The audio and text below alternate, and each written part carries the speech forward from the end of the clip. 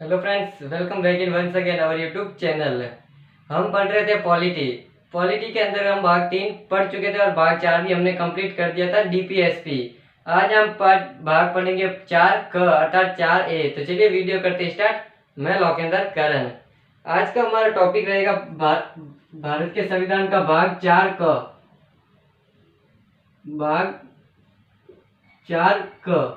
अब यहाँ पे मैं एक बात बता दूं, या तो 4 क कह सकते हैं आप या 4A कह सकते हैं। भारत का 4A जहां पर आपको कैपिटल चीज में दिखे, जैसे कोई भी कॉन्स्टिट्यूशन हो गया 21A आर्टिकल, ऐसे बड़ा कैपिटल दिखे, अर्थात इसका मतलब क्या है कि इन्होंने क्या है बाद में जोड़े गए, संविधान के क्या है बाद में जोड़े। तो मैं कुछ कॉमन सी बातें आपको भी पहले बता देता हूँ। तो जैसे अगर मान ले कैपिटल A लिखा हुआ 21 का A, यानी 21 तो है और इसके बाद A बाद में जोड़ा, तो ये कब जोड़ा था और ये क्या है, तो शिक्षा का अधिकार है। 46वें संविधान संशोधन द्वारा 2002 में इसे जोड़ा गया था। उसी प्रकार अब ये क्या है 4A, भारत का भाग 4 क्या कहता है डीपीएसपी का, और ये क्या कहता है 4 क मूल कर्तव्य का वर्णन करता है। तो किसका मूल कर्तव्य का वर्णन करता है, कौन सा भाग, तो भाग 4 मूल कर्तव्य का क्या करता है वर्णन करता है। मूल अधिकार अलग है, वो होता है भाग 3। ये मूल अधिकार मूल कर्तव्य भाग 4 नहीं, भाग 4 क। 4 का यानी इसे बाद में जोड़ा, तो कब जोड़ा, तो इसे 42वें संविधान संशोधन जोड़ा, 42वें कॉन्स्टिट्यूशन अमेंडमेंट द्वारा जोड़ा। 42वां संविधान संशोधन कब हुआ, तो ये 1976 में हुआ था। इस 42वें संविधान संशोधन को संविधान का मिनी कॉन्स्टिट्यूशन भी कहा जाता है, अर्थात छोटा कॉन्स्टिट्यूशन। अगर आपसे पूछ ले किस संविधान संशोधन को भारत का मिनी कॉन्स्टिट्यूशन कहा जाता है, तो 42वें संविधान संशोधन को क्या कहा जाता है, भारत का मिनी कॉन्स्टिट्यूशन। क्यों कहा जाता है, अगर ये भी आपको मैं बता ही देता हूँ। क्योंकि इसने क्या था, इस 42वें संविधान संशोधन ने इसमें 37वीं अनुसूची में परिवर्तन किया। अनुसूची में आपको पढ़ा चुका हूँ। 7वीं अनुसूची किसका वर्णन करती है, तो स से 7 स से शक्तियां, सूचियों का वर्णन करती है। स से 7 स से सूचियां, संघ सूची, राज्य सूची और समवर्ती सूची। और इसने 7वीं अनुसूची में परिवर्तन किया। संविधान के जो 43 अनुच्छेद थे, टोटल नहीं मतलब संविधान के 43 अनुच्छेदों में इन्होंने क्या किया, परिवर्तन किया। क्या किया था, परिवर्तन किया। तो इस आधार पर, इस भारी परिवर्तन के कारण इस 42वें संविधान को भारत का मिनी कॉन्स्टिट्यूशन कहा जाता है। अब बात करते हैं, हम वापस आते हैं अपने टॉपिक पे, मूल कर्तव्य। अब ये बाद में जोड़े गए 42वें संविधान संशोधन 1976 द्वारा। अब ये किसका वर्णन करता है, भाग 4 मूल कर्तव्य का वर्णन करता है। बाद में जोड़े अर्थात किसी की सिफारिश पर जोड़े गए, किसी कमेटी ने बनाई थी। अगर आपसे पूछ ले मूल कर्तव्य किसकी सिफारिश पर जोड़े गए, तो वह थी जोड़े सरदार स्वर्ण सिंह समिति पर, सरदार स्वर्ण सिंह की समिति पर के सिफारिश पर इन्होंने क्या किया था, इस समिति ने क्या की थी, सिफारिश की थी कि क्या हमारे संविधान में सिफारिश की थी। कब की थी, तो 1976 में, कि हमारे संविधान में जो नागरिकों को कुछ अधिकार दिए गए, तो सरकार को कुछ कर्तव्य दिए गए, तो उसी प्रकार नागरिकों को क्या है, कुछ कर्तव्य देने चाहिए कि नागरिकों में भी कुछ पालन करे, कुछ नियम वियम होने चाहिए। अधिकार तो वो अलग हो गए जो उनको दे दिए, लेकिन अलग से कुछ कर्तव्य भी देनी चाहिए। ये कहा था सरदार स्वर्ण सिंह की समिति ने। अब इसको लागू किस समिति ने करा, अगर आपसे ये पूछ ले तो वर्मा समिति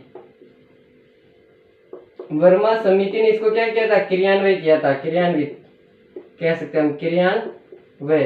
तो सिफारिश किसने कहा था, सरदार स्वर्ण सिंह समिति ने, भारत के लोगों नागरिकों के लिए मूल कर्तव्य होने चाहिए। और वर्मा समिति ने क्या कहा था, इसको लागू करवाया था। तो क्रियान्वय करने वाली वर्मा समिति, सिफारिश देने वाली सरदार स्वर्ण सिंह समिति। इन्होंने टोटल क्या है 10 मौलिक अधिकार, 10 मूल कर्तव्य बताए कि नागरिकों को 10 कर्तव्य देने चाहिए। फिर 46वें संविधान संशोधन द्वारा एक शिक्षा का अधिकार भी इसके अंतर्गत जोड़ दिया गया। अब बात करते हैं हम वो 11 के 11 मौलिक कर्तव्यों के बारे में। मूल कर्तव्य कितने हमारे नागरिकों के, 11 है। पहले कितने थे, 10 थे। कौन से संविधान संशोधन द्वारा 11वां मौलिक कर्तव्य जोड़ा गया, तो 46वें संविधान संशोधन द्वारा 11वां मौलिक कर्तव्य जोड़ा गया। अब बात करते हैं हम कर्तव्य के बारे में, किसको कैसे याद करें। सबसे पहला कर्तव्य हमारा एक, जो भारत में एक एक चीज है, महान सिर्फ एक ही चीज है, उनका आपको सम्मान करना है। भारत का संविधान एक है, संसद एक है, राष्ट्रीय ज्ञान एक है, राष्ट्र ध्वज एक है। तो इन सब का आपको क्या करना है, पालन करना है। इन सब का मतलब सम्मान करना है। किस किस का, वापस से एक पहला कर्तव्य आपको क्रम वाइज बता रहा हूँ। पहला कर्तव्य कहता है राष्ट्रगान, संसद, राष्ट्रध्वज और इन संविधान, इन सब का आपको क्या करना है, सम्मान करना है। जो भारत में एक चीज है वो आपको उनका सम्मान करना है। फिर कहता है दूसरा कर्तव्य, दो अर्थात जब स्वतंत्रता सेनानी थे गांधी जी, भीमराव अंबेडकर जी, सुभाष चंद्र बोस, चंद्रशेखर आजाद, जितने भी उनके जो आदर्श है, अहिंसा करनी चाहिए, हिंसा नहीं करनी चाहिए, तो उनके आदर्शों को अपने दिल में संयोज के रखना चाहिए, उनके आदर्शों को फॉलो करना चाहिए। दो यानी दो आज जिसने किए थे स्वतंत्रता सेनानियों ने, उनके आदर्शों को अपने दिल में संयोज कर रखे। फिर कहता है तीन बातें कहता है, कौन कौन सी, भारत में एकता अखंडता संप्रभुता को बनाए रखना है। तो ये कहता है हमारा तीसरा कर्तव्य इसके बारे में। फिर बात करें चौथा क्या कर्तव्य है। चारों ओर से जब कोई बुलाए, कौन बुलाता है, तो देश। अगर देश राष्ट्र हित में, अगर देश में कोई इमरजेंसी आ गई है और देश की सेवा का मौका मिले तो आपको जरूर जाना चाहिए, अर्थात देश की सेवा के लिए आप सभी आगे आए। देश के सेवा में अगर आह्वान किए जाने पड़े तो आप सबको आगे आइए और देश की सेवा कीजिए। तो ये कहता है चौथा कर्तव्य है कि देश कभी संकट में है तो नागरिकों को आगे आना चाहिए और देश की सेवा करनी चाहिए। पांचवा कर्तव्य क्या कहता है, 5 ऐसे कहता है एक, यानी ये सभी क्या है, अंगुलियां एक है, तो एकता बनाए रखनी चाहिए। पांचवा कर्तव्य एकता बनाए रखे। छठा क्या कहता है, छठ का एक त्योहार भी आता है, आपको जैसे पता होगा। तो त्योहार तो संस्कृति, तो भारत के नागरिक सभी अपनी संस्कृति और त्योहारों का सम्मान करें, सभी त्योहारों का, सभी संस्कृतियों का सम्मान करें और उनका संरक्षण करें। तो ये कहता है छठा कर्तव्य।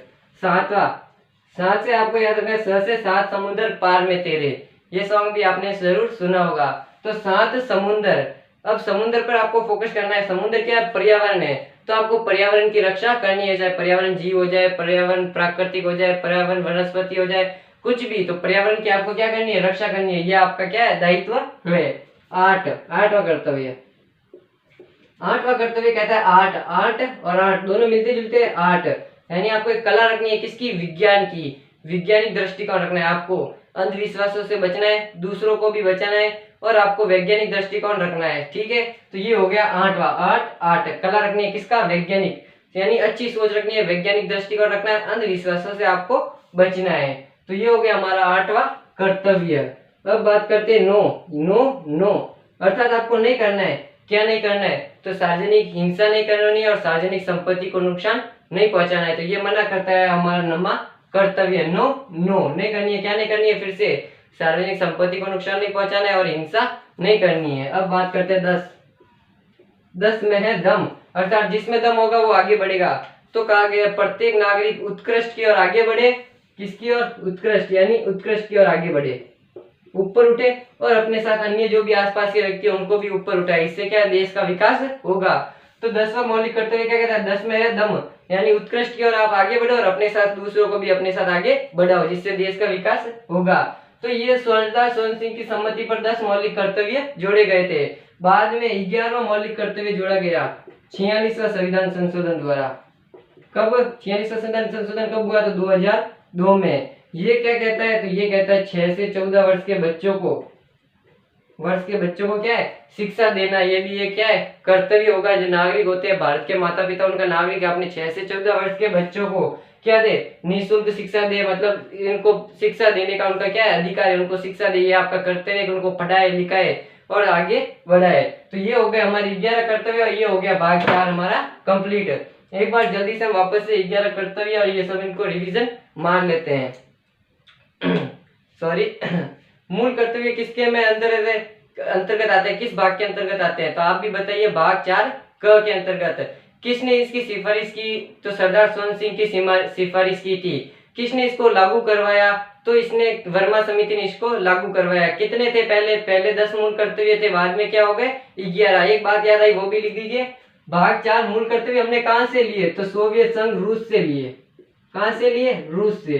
तो हमने अगर आपसे पूछ ले हमने मूल कर्तव्य कहां से लिए, तो रूस से लिए। इसके अंतर्गत कितने मूल कर्तव्य है, तो 11। पहला कर्तव्य क्या कहता है, जो देश में एक एक है उनको क्या कहे, उनका सम्मान करे। जैसे संविधान हो गया, संसद हो गई, राष्ट्रगान हो गया, राष्ट्रध्वज हो गया, इन सबका क्या करे, सम्मान करे। दो हाथ किए उनके आदर्शों को अपने दिल में संयोजक रखे।